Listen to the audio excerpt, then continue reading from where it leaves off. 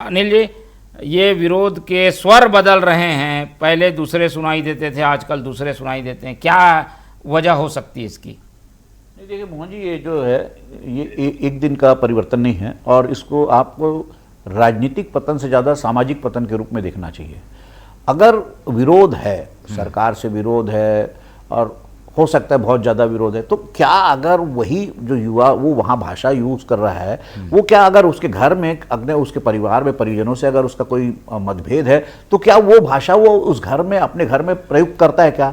तो अगर आप घर में जिस भाषा का इस्तेमाल नहीं कर सकते, तो उस भाषा का सार्वजनिक रूप में आप कैसे इस्तेमाल कर रहे हैं? सबसे बड़ी बात यह है कि सरकार से असहमति सहमति कोई पहली बार नहीं देख रहे। सालों से ये चला आ रहा है, सालों से आंदोलन चला आ रहा है और आंदोलन एक बार नहीं होता। तो आंदोलन करिए ना, आप आंदोलन करने के लिए, लेकिन उसकी भाषा तो देखिए। आप जो जिस भाषा को टीवी चैनल नहीं दिखा सक रहा है, आप सोचिए कि मतलब वो कितनी गंदी होगी। तो आप उदाहरण क्या दे रहे हैं? आप एक बात कर रहे हैं कि हम सरकार का विरोध कर रहे हैं, हम एक बड़ा मैसेज देना चाह रहे हैं कि सरकार का विरोध होना चाहिए, और दूसरी तरफ जो भाषा इस्तेमाल कर रहे हैं उससे क्या मैसेज दे रहे हैं?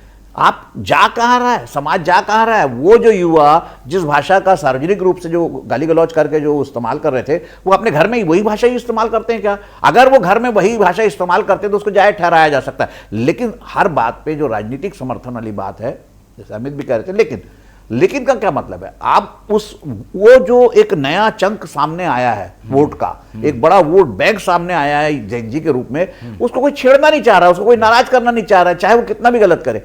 आज उस भाषा का जो इस्तेमाल उस आंदोलन में हुआ, उसके लिए सिर्फ राजनीति जिम्मेदार नहीं है। राजनीति में वो भाषा नहीं होती, उसके लिए जिम्मेदार हमारे दूसरे जो माध्यम हैं, फिल्म हो या फिल्मों में जिस तरह गाली गलौज इस्तेमाल हो रही है, या ओटीटी प्लेटफॉर्म्स हो या सोशल मीडिया हो, ये सब जो है एक कुल मिला के जो हमारे समाज में जो गिरावट आ रही है, उसका जो है वो वहां पर उस आंदोलन में आपको प्रतिरूप सामने में देखने मिला। ये एक दिन का नहीं है, एक दिन का विरोध नहीं है। और दूसरी बात यह है कि अभिव्यक्ति की स्वतंत्रता के नाम पे आप क्या किसी गाली बक सकते हो? अगर घर में आपका विरोध है किसी बात पे माँ बाप से, तो क्या माँ बाप को आप वही भाषा इस्तेमाल कर सकते हो? या आपके बड़े भाई से अगर इस्तेमाल है, झगड़ा है अगर प्रॉपर्टी को लेकर, तो क्या वो भाषा इस्तेमाल कर सकते हो?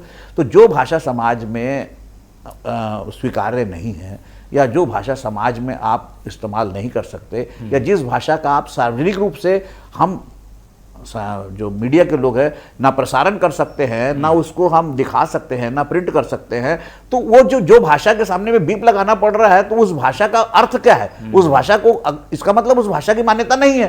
तो जिस भाषा की मान्यता नहीं है, तो उसको सीधा सीधा आपको अस्वीकार करना पड़ेगा, उसकी निंदा करना चाहिए और उसकी जितनी भर्त्सना हो सकते करना चाहिए। और दोषी जो है ऐसी भाषा का इस्तेमाल करने वाले लोगों को कड़ी से कड़ी सजा मिलना चाहिए, ताकि दोबारा ऐसी भाषा का इस्तेमाल ना हो। आप राजनीतिक शुचिता की बात करते हैं और उदाहरण इसका दे रहे हैं आप, तो कैसे राजनीतिक शुचिता आएगी? इस तरह के विरोध से कहाँ से राजनीतिक? और कई जगह कार्रवाई